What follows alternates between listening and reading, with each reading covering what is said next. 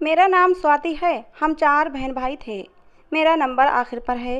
मेरे पापा retired army chief general थे। आर्मी अफसर होने की वजह से वो बहुत ज़्यादा लंबे चौड़े जवान थे। चाल चलन में भी ठाठ था और अकड़ थी। ये अकड़ और ठाठ मेरे पापा की पर्सनालिटी का ख़ास हिस्सा हैं। इसके साथ ही मेरी माँ भी आर्मी अफसर की पत्नी थी, इसलिए उनका पहनना ओढ़ना सबसे अलग था। मेरी माँ शक्ल सूरत की बहुत ही खूबसूरत थी। मेरे मम्मी पापा की जोड़ी बहुत ही खूबसूरत थी, बहुत ही प्यारी थी। भगवान ने मेरे बहन भाइयों की सूरत भी बहुत ही प्यारी बनाई थी। दोनों बड़े भाई पापा पर गए थे और मेरी बहन मेरी माँ पर गई थी। लेकिन जब मैं पैदा हुई तो मेरा रंग सांवला था और मेरे नैन नक्श भी बहुत ही भद्दे थे। किसी को यकीन ही नहीं होता था कि मैं अपने मम्मी पापा की सगी बेटी हूँ। बचपन में भी जब मेरे मम्मी पापा कहीं घूमने बाहर जाते तो मुझे हमेशा मेरी दादी के पास छोड़ जाया करते थे। मेरी दादी मुझसे बहुत प्यार करती थीं। अक्सर मैं अपनी दादी की गोद में सर रखकर रोती और कहती कि मुझे भी बाहर जाना है, सबके साथ घूमना है। मैं काली हूँ, इसलिए पापा की इज्जत पर फ़र्क पड़ता है।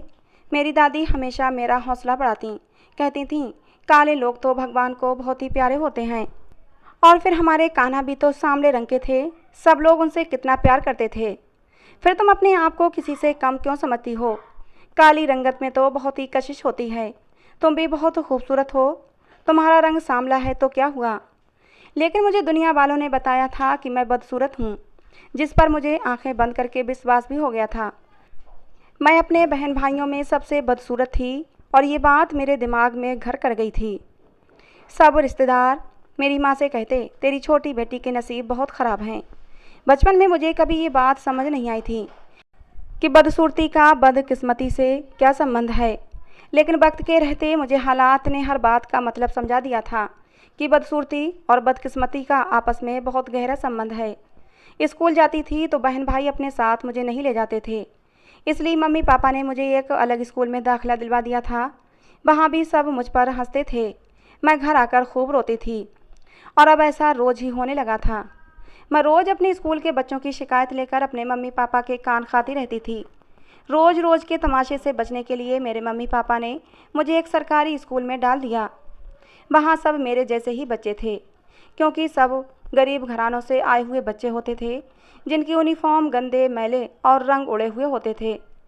मैं गाड़ी में ड्राइवर के साथ जाया करती थी। तब सारे बच्चे मुझे देखकर हैरान होते थे और मुझे घूर घूर कर देखा करते थे। पहले दिन तो सब मुझे ऐसे घूर कर देख रहे थे जैसे मैंने उनसे उनके गुर्दे उधार मांग लिए हों। और एक दिन तो मेरे हैरत की हद न रही जब एक लड़की मेरे पास आई और उसने मेरे हाथों को पकड़कर उन्हें चूमना शुरू कर दिया। क्योंकि मैं बहुत अमीर घराने से थी, शायद वो इसलिए ऐसा कर रही थी। मुझे बहुत ज़्यादा हैरत हुई थी। मैंने जल्दी से अपना हाथ खींच लिया। मेरे पास जितने भी पैसे होते उनमें से आधे पैसे तो मैं अपनी सहेलियों में ही बांट देती थी। उसी स्कूल में मेरी एक बहुत ही अच्छी दोस्त बनी थी। उसकी रंगत मेरे जितनी काली तो नहीं थी, मगर थोड़ी सांवली जरूर थी, लेकिन वो दिल की बहुत ही अच्छी थी। हमेशा मेरे साथ रहती। मैं उदास होती तो मुझे हंसाने की कोशिश करती। मैं जिस दिन दुखी होती तो वो मुझे हिम्मत और हौसला देती। लेकिन अभी मेरा मुश्किल समय कटा नहीं था, बल्कि और भी ज़्यादा बढ़ गया था। मेरा इकलौता सहारा, मेरी खुशियों की चाबी मेरी दादी इस दुनिया से चली गई थी। घर से बाहर तो मेरी सहेली रिया थी जो मेरे साथ रहती थी और मेरा दुख बांटती थी। लेकिन घर के अंदर अब मैं बिल्कुल अकेली रह गई थी। मेरे घर अक्सर मेरे कजिन्स आते तो सब एक साथ खेलते थे, लेकिन कोई भी मुझे अपने साथ खिलाना पसंद नहीं करता था। लड़के क्रिकेट खेल रहे होते और मैं पास से गुजर जाती, और अगर कोई इत्तेफाकन हार जाता तो उसका कसूरवार भी मुझे ठहराया जाता कि मैं काली बिल्ली की तरह बहुत ही मनहूस हूँ, इसलिए ऐसा हुआ है। समय धीरे धीरे यूं ही गुजर गया। हम सब बहन भाई बड़े हो गए थे। मेरे सबसे बड़े भाई की शादी हुई तो मेरे सब रिश्तेदार घर में जमा हुए थे। मेरे भाई भी पापा की तरह आर्मी अफसर थे, इसलिए भाई ने पसंद की शादी की थी। मेरी भाभी भी आर्मी अफसर थीं। मेरी भाभी बहुत ही खूबसूरत थीं। दोनों बहुत खुश थे। मैं भी बहुत खुश थी, क्योंकि मैं भाभी को जैसा समझती थी वैसा कुछ नहीं हुआ था। भाभी ने तो मुझे एक बार भी बदसूरती का ताना नहीं दिया था। भगवान ने मेरे भाई के घर अपनी कृपा दृष्टि कुछ ज़्यादा ही कर दी थी। हर तरफ खुशियाँ ही खुशियाँ थीं। भाभी उम्मीद से थीं और सब लोग बहुत खुश थे आने वाले मेहमान को लेकर। लेकिन अब सबको एक बात की फिक्र सताने लगी थी कि कहीं बच्चा मेरे जैसा पैदा ना हो जाए। तभी मेरे भाई ने मुझे सख्ती से मना कर दिया कि जहाँ तुम्हारी भाभी हो वहाँ तुम नहीं जाया करोगी। तुम अपनी शक्ल अपनी भाभी को नहीं दिखाना, नहीं तो तुम्हारी भाभी अगर तुम्हारी शक्ल देख लेंगी तो फिर हमारा बच्चा भी तुम्हारे जैसा ही पैदा होगा। मुझे अपने भाई की बात सुनकर कोई दुख नहीं हुआ था, क्योंकि मैं तो शुरू से ही भाई के मुँह से ऐसी बातें सुनने की आदी हो चुकी थी। दुख तो मुझे इस बात का हुआ था कि भाभी ने भी एक बार भाई को ऐसा कहने से मना नहीं किया था। ऐसा लग रहा था जैसे कि वो पहले से ही ये सब कुछ चाहती हों कि मैं उनके सामने ना आया करूं। मेरी बदकिस्मती अपनी चरम सीमा पर थी शायद, जो भाई के घर औलाद होने से पहले ही मर गई, और उसका इल्ज़ाम भी अब मुझ पर लगा दिया गया कि मेरी बदकिस्मती भाई के बच्चे को खा गई। अब तो हर समय का रोना धोना मेरी किस्मत बन चुका था। अब तो भाभी की नफ़रत भी खुलकर सामने आ गई थी। वो हर समय मुझे ताने देती और हर वक्त बहाने बहाने से मुझसे लड़ाई करने की कोशिश करती। ये सब अब रोज़ का रूटीन बन गया था। मुझे भी अब इन सब की आदत हो गई थी। धीरे धीरे समय थोड़ा सा आगे को और सरका। मेरे दूसरे भाई की शादी और मेरी बहन की भी शादी हो गई। घर में अब मैं अकेली बची थी। घर में जो भी रिश्तेदार आते वो मेरी माँ से कहते कि तुम्हारी इस काली बेटी को कौन ब्याह कर ले जाएगा, ये तो बहुत ही काली है, ऊपर से नैन नक्श भी कितने ख़राब हैं, और फिर इसकी किस्मत भी कितनी काली है। इसका साया किसी के ऊपर पड़ जाए तो वो बर्बाद हो जाता है। लोगों की बातें सुनकर मेरी माँ के चेहरे पर मायूसी छा जाती थी। लोगों की बातें सुनकर अब तो मुझे भी उम्मीद नहीं थी कि कभी मेरी भी शादी हो पाएगी। ऐसा नहीं था कि मेरे लिए रिश्ते नहीं आते थे, रिश्ते तो बहुत आते थे, लेकिन मुझे देखकर इनकार करके चले जाते थे। तो इसीलिए मेरी भी उम्मीद अब ख़त्म हो गई थी कि कभी मेरी भी शादी होगी। लेकिन एक दिन हैरत का मुझे तेज़ झटका लगा। कुछ लोग मुझे देखने आए और मुझे देखने के बाद उन लोगों ने हाँ भी कर दी। हम सब बहुत हैरान थे। लड़का भी पढ़ा लिखा खूबसूरत नौजवान था, लड़कियों की उसके लिए कोई कमी नहीं थी, लेकिन फिर भी वो मुझे पसंद कर गया, और ये मेरे लिए बहुत ही हैरान कर देने वाली बात थी। सब लोग बहुत खुश थे। मैंने भी अपने तमाम अंदेशों को पीछे धकेल दिया और अब मैं भी खुश रहने लगी थी। हमारी मंगनी को 4 महीने का समय गुजर चुका था, लेकिन इन 4 महीनों में भी किसी की हैरानी कम होने का नाम नहीं ले रही थी कि आखिर ये रिश्ता हुआ तो क्यों हुआ। लेकिन इस हैरानी को ब्रेक मिल गया जब मंगनी के 4 महीनों बाद मुझसे मेरी जायदाद से कुछ हिस्सा अपने नाम करवाने के लिए बोला गया। ऐसा नहीं था कि वो अमीर घराने से नहीं था, लेकिन कुछ लोगों की हवस कभी ख़त्म नहीं होती, और ऐसा ही उन लोगों के साथ था। मेरे माँ बाप ने तो मुझसे पीछा छुड़ाने के लिए जायदाद उन लोगों के नाम करने के बारे में सोच लिया था, लेकिन मैंने ही अपने मम्मी पापा को सख्ती से मना कर दिया। मैंने मम्मी पापा से कहा कि अगर मेरे हिस्से की जायदाद देकर उस लड़के से मेरी शादी कराई तो मैं अपनी जान दे दूँगी। अफसोस मुझे रिश्ता टूटने का नहीं था, अफसोस तो मुझे अपने पापा की सोच पर था कि वो मुझसे पीछा छुड़ाने के लिए लालची लोगों में मेरी शादी कर रहे थे। और फिर पापा ने एक और इल्ज़ाम मेरे ऊपर लगा दिया, जिससे कि मेरी रूह कांप गई। जब पापा ने मुझ पर इल्ज़ाम लगाया कि मैं बाहर नैन मटक्का करती हूँ, इसलिए इस रिश्ते से इनकार कर रही हूँ। जब एक इंसान इतना पढ़ा लिखा होकर भी ऐसे गंदे शब्दों वाली बात करे तो उस इंसान पर नहीं बल्कि उसकी परवरिश पर अफसोस होता है। इस रिश्ते के टूटने के 2-3 रिश्ते और आए थे, लेकिन वो भी सब लालची और दहेज के लोभ में मुझसे शादी करना चाहते थे, और फिर ये रिश्ते भी टूटते चले गए और इन रिश्तों के टूटने का जिम्मेदार भी मुझे ही ठहराया गया। सब कहते कि मैं मनहूस हूँ, इसीलिए मेरी शादी नहीं हो रही। अब तो मनहूस शब्द मेरे नाम के साथ जुड़ गया था। अब तो मुझे ऐसा लगता था कि जैसे अपने नाम के आगे से अपने पापा का नाम हटाकर मुझे अपना नाम स्वाति मनहूस कर लेना चाहिए था। मैं अभी इन सारी बातों से थक चुकी थी। हैरानी की बात यह थी कि अभी तक जिंदा कैसे थी। ताने बर्दाश्त कर करके मैं बिल्कुल पत्थर हो गई थी। अब मुझ में दिल नहीं रहा था, किसी की भी कोई बुरी बात बुरी नहीं लगती। अब तो कोई खुशी का मौका होता तब भी खुशी मुझे रास नहीं आती थी। समय गुजरने के साथ साथ एक बात ज़रूर समझ आ गई थी कि खुद पर इल्ज़ाम ले लेना किसी के लगाए गए इल्ज़ाम से ज़्यादा अच्छा होता है। कोई दूसरा इल्ज़ाम लगाता है तो वो ज़्यादा तकलीफ़ देता है। पापा ने अपने दोस्तों में भी मेरी शादी की बात चलाई, लेकिन उन्होंने भी मना कर दिया कि आजकल के लड़के कहाँ इतनी काली लड़की के साथ शादी करना पसंद करते हैं। आजकल के लड़कों को तो सुंदर पत्नियां चाहिए होती हैं जो उनके साथ कदम से कदम मिलाकर चल सकें। मुझे उन लोगों की इन बातों से कोई दुख नहीं होता था। अब मेरे मम्मी पापा में हर समय लड़ाई होने लगी थी। मम्मी पापा के कमरे से रोज़ चीखने चिल्लाने की आवाज़ें आती। पता नहीं वो लोग किस बात पर लड़ाई झगड़ा करते थे।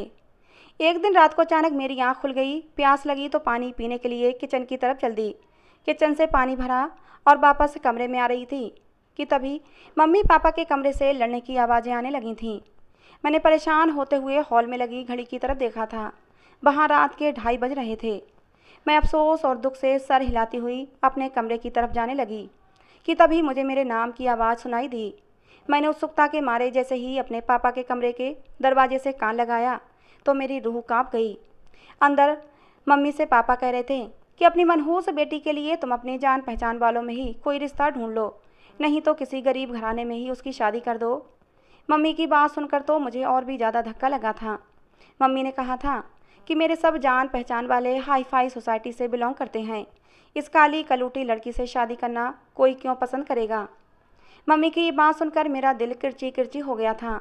आंखों से आंसू बहने लगे थे। मेरा दिल जैसे बंद होने को था।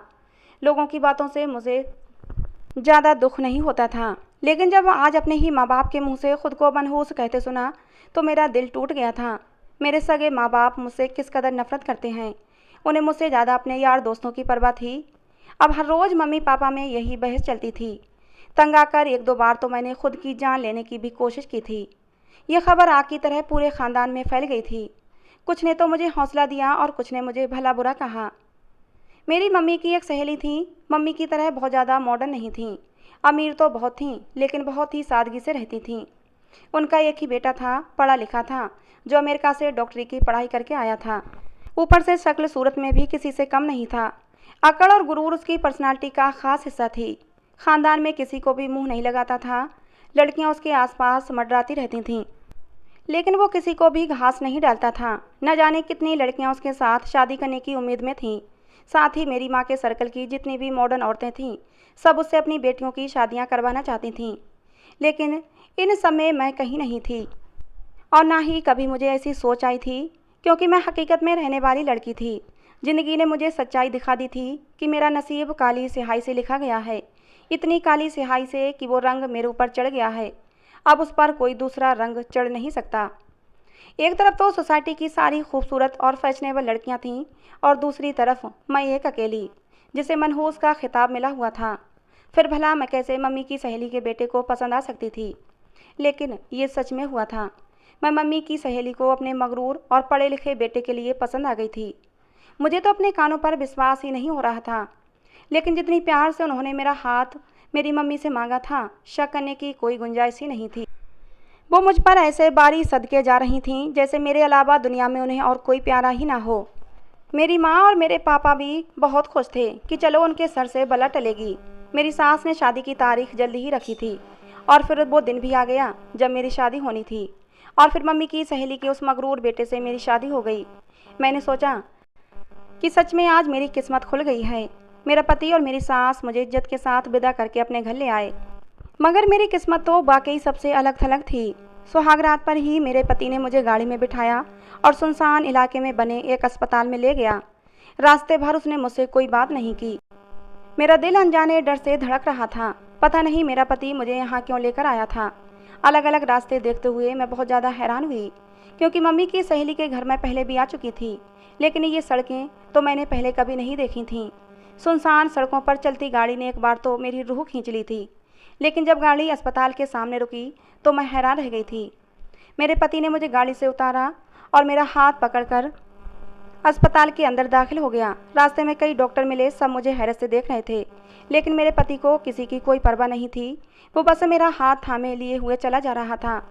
अचानक एक बाड़ के आगे रुका तो मेरी सांस थोड़ी बहाल हुई। मैंने हैरत से अपने पति की तरफ देखा। उसका चेहरा एकदम सपाट था। मेरे पति ने बाड़ का दरवाज़ा खोला तो मेरी जान निकल गई जब मैंने वहाँ बहुत सारे ऐसे मरीज देखे जो बुरी तरह से जले हुए थे। सबके जिस्म पर पट्टियाँ बंधी हुई थीं, किसी के हाथ पर, किसी के चेहरे पर, किसी के पूरे शरीर पर ही पट्टियाँ बंधी हुई थीं। ये सब देखकर मेरी रूह कांपने लगी थी। मैं एकदम बेहोश होते होते बची थी, लेकिन मेरे पति ने मुझे थाम लिया था। मैंने खौफजदा नज़रों से अपने पति की तरफ देखा था। मेरे पति की आंखें लाल अंगारा हो रही थीं। उसने उन्हीं लाल आंखों से मेरी तरफ देखा था तो मेरी आंखों में आंसू छलक आए थे। मेरे पति ने मुझे बताया, ये सब अपने घर वालों से तंग आकर खुदकुशी करने की कोशिश कर चुके हैं, ज़िंदगी की जंग बहादुरी से लड़ने के बजाय इन्होंने मौत को चुनना ज़्यादा पसंद किया। मैंने देखा वहाँ ज़्यादातर औरतें थीं, अलग अलग उम्र की औरतें अपने जले हुए शरीर को लिए हुए लेटी हुई थीं। मेरा गला सूख गया था जब मेरे पति ने मुझे एक बच्ची दिखाई जिसकी उम्र लगभग 13 से 14 साल होगी। उसने खुदकुशी इसलिए करने की कोशिश की थी क्योंकि वो लोग बहुत गरीब थे, उनके घर खाने को कुछ न था और ये घर की बड़ी बेटी थी। उसकी माँ ने उससे कहा कि कुछ ना कुछ करके घर में कुछ पैसे लाओ, और जब वो ये सब करने में नाकाम रही तो उसके बहन भाइयों के मायूस चेहरे देखकर उसको कुछ ना सूझा तो उसने खुदकुशी का रास्ता अपना लिया। फिर मेरा पति मुझे दूसरे बेड के पास लेकर गया जहाँ एक जवान औरत लेटी हुई थी जिसका आधा चेहरा बुरी तरह से जल चुका था, लेकिन आधा चेहरा बिल्कुल साफ था और साफ चेहरा देखकर मालूम होता था कि वो बहुत खूबसूरत रही होगी। लेकिन मुझे हैरानी इस बात पर हुई कि ऐसी क्या वजह थी जो उसको ये काम करने की ज़रूरत पड़ी। मेरे पति ने मुझे बताया कि ये वो लड़की है जिसने अपनी पसंद से शादी की थी क्योंकि ये बहुत ही खूबसूरत थी, लेकिन शादी के बाद इसके पति ने इसका जीना हराम कर दिया। तंग कर करके इसके ससुराल वालों ने इसकी ज़िंदगी इस पर दूभर कर दी। थक हार कर इस लड़की को ये कदम उठाना पड़ा, लेकिन खुशकिस्मती से ये बच गई। उस लड़की की कहानी सुनकर मुझे बहुत अफसोस हुआ। कितनी खूबसूरत लड़की थी, लेकिन उसकी खूबसूरती भी उसके काम ना आई। मेरा पति मुझे दूसरी तरफ ले गया। उस बेड पर एक आधेड़ उम्र की औरत लेटी हुई थी। उसके चेहरे के अलावा उसका पूरा शरीर जला हुआ था। मेरे पति ने बताया कि ससुराल वालों से तंग आकर उसने तंदूर में छलांग लगा दी। मेरा दिल कांप रहा था। ऐसी बातें सुनकर मैं सांस रोके हुए अपने पति की बातें सुन रही थी। मुझे समझ नहीं आ रहा था कि मैं किसको हौसला दूं, जिन्होंने अपनी ज़िंदगी बर्बाद कर ली थी। मुझे बहुत दुख था और इसी दुख में मैं हिचकियों के साथ रोने लगी। मेरे पति हर्षित ने मुझे संभाला और मेरा हाथ थामकर मुझे वार्ड से बाहर ले आया। मैं अभी तक रो रही थी। उसने मुझे कुछ देर मेरे हाल पर छोड़ दिया और ख़ुद कहीं बाहर चला गया। मुझे समझ नहीं आ रहा था कि मैं क्यों उतना ज़्यादा उदास हो रही हूँ। हॉस्पिटल में सब लोग मुझे हैरानी से देख रहे थे। मैं उस समय दुल्हन के जोड़े में सजी हुई थी और इस तरह से एक दुल्हन को रोते देखना सच में अजीब था, लेकिन मुझे इन बातों से कोई फ़र्क नहीं पड़ता था।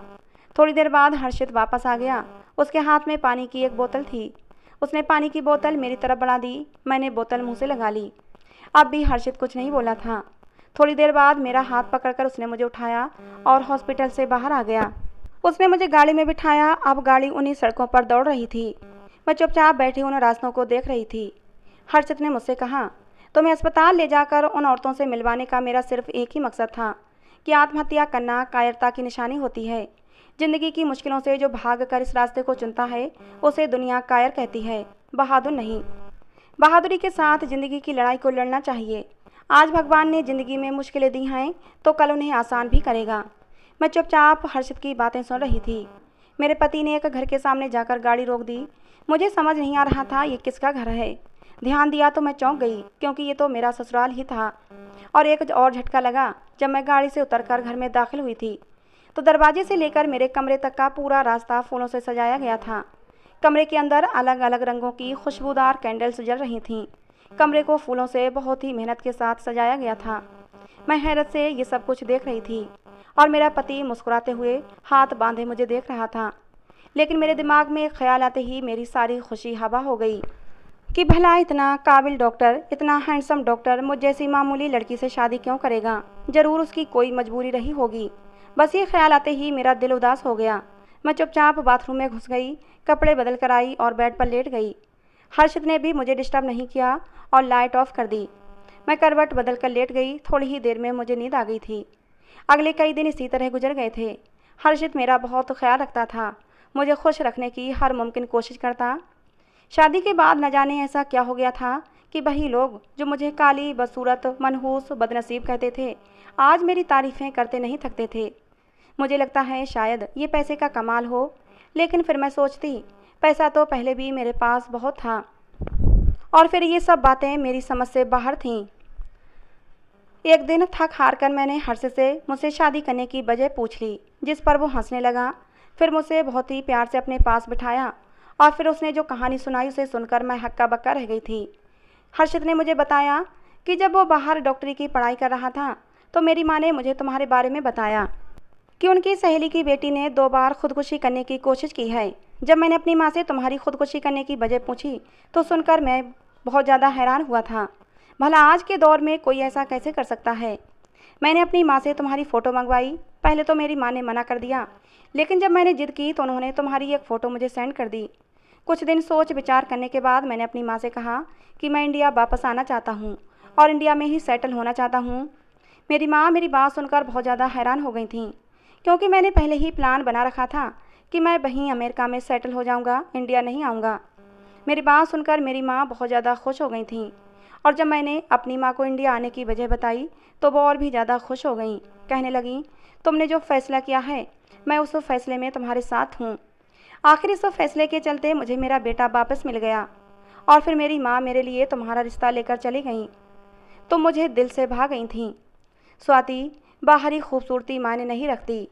न जाने कितनी खूबसूरत लड़कियों से मेरा पाला पड़ा है, न जाने कितनी खूबसूरत लड़कियाँ मेरे ऊपर मरती थीं, लेकिन उनको देखकर कभी भी मेरा दिल नहीं धड़का। मेकअप से लिपे पुते चेहरों से मुझे घिन आती थी। तुम्हारी सादगी और मासूमियत ने मुझे अपना दीवाना बना लिया। शायद तुमने अपनी आंखों को गौर से नहीं देखा, ये किसी को भी अपना दीवाना बना सकती हैं। ये कहकर हर्षित ने मुझे आईने के सामने खड़ा कर दिया। सच में आज से पहले मुझे अपनी आंखें कभी इतनी खूबसूरत नहीं लगी थीं, और आज मेरे चेहरे पर एक ऐसी चमक थी जो आज से पहले कभी नहीं थी। शायद ये सब हर्षित के प्यार का कमाल था। मुझे खुद से ही शर्म आ गई और मैं जल्दी से हर्षित के सीने से लग गई। हर्षित ने मुझे बाहों से पकड़कर फिर से बेड पर बिठा दिया। कहने लगा, फिर हर्षित ने जो अगली बात बताई उसे सुनकर मेरे रोंगटे खड़े हो गए। हर्षित ने मुझे बताया कि तुम अपने माँ बाप की सगी बेटी नहीं हो, बल्कि वो तो तुम्हारे मामा और मामी हैं। हर्षित की बात सुनकर मेरी आंखें फटी की फटी रह गई थीं। गुजरा हुआ समय मेरी आंखों के सामने घूमने लगा था। मेरे बहन भाइयों की नफ़रत, मेरे मम्मी पापा का मुझे अपने ऊपर बोझ समझना, मेरी दादी का मुझसे प्यार करना, मुझे सरकारी स्कूल में एडमिशन दिलवा देना, ये सब बातें मेरे दिमाग में घूमने लगी थीं।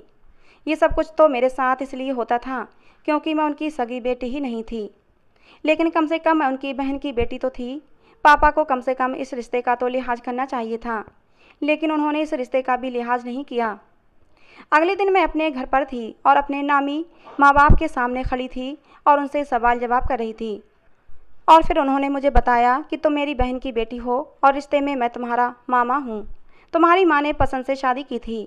हम लोग इस शादी के खिलाफ थे, लेकिन वो नहीं मानी, और फिर उसने घर से भागकर उस आदमी से शादी कर ली।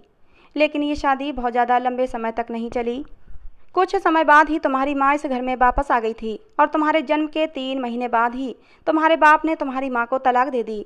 तुम्हारी माँ ये सदमा बर्दाश्त न कर सकी और दुनिया से चली गई, और एक छोटी सी 3 महीने की बच्ची हमारे दम पर छोड़ गई।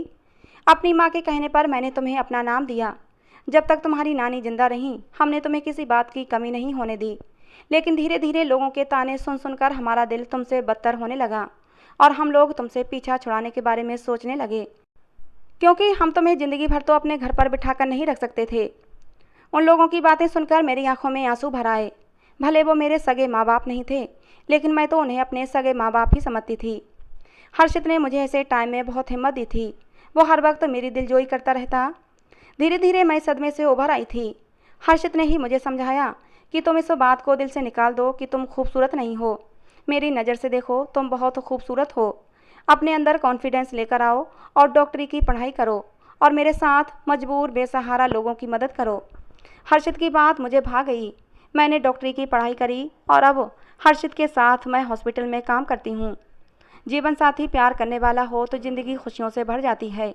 आज मेरी भी ज़िंदगी में खुशियाँ ही खुशियाँ थीं। आज भी जब अपना गुजरा हुआ कल याद करती हूँ तो सहम जाती हूँ, लेकिन जब सोचती हूँ कि जिन लोगों ने मेरे साथ गलत किया वो तो मेरे सगे माँ बाप ही नहीं थे, फिर दुख किस बात का। और फिर हर्षित ने मेरा हर हालात में साथ दिया था, कभी भी मुश्किल समय में मेरा साथ नहीं छोड़ा था। मैंने भी खुद से वादा किया था कि मैं भी कभी हर्षित का साथ नहीं छोड़ूंगी, हमेशा हर्षित के साथ वफादार रहूंगी।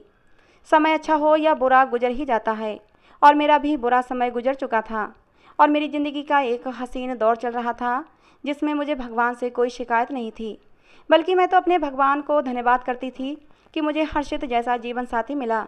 दोस्तों, कभी भी हिम्मत मत हारना। अगर मुश्किल समय है तो एक ना एक दिन ये गुजर ही जाएगा, और भगवान आपके लिए बहुत कुछ अच्छा करेंगे। दोस्तों, आज की हमारी ये कहानी कैसी लगी कमेंट बॉक्स में ज़रूर बताना। पसंद आई हो तो प्लीज़ लाइक करना। ऐसी और कहानियों के लिए हमारे चैनल को भी सब्सक्राइब करना।